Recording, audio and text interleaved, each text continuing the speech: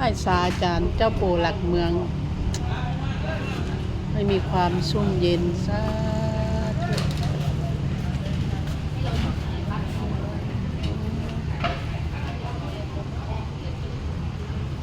กราบขอพรศาลเจ้าปู่หลักเมือง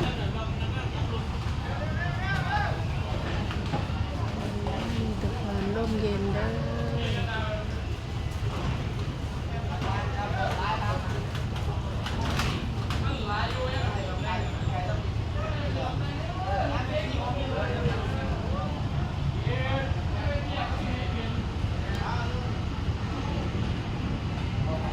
ศาลเจ้าปู่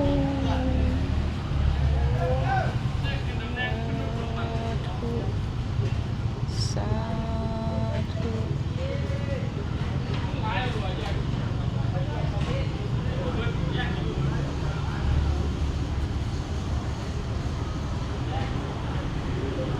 ไหว้ศรี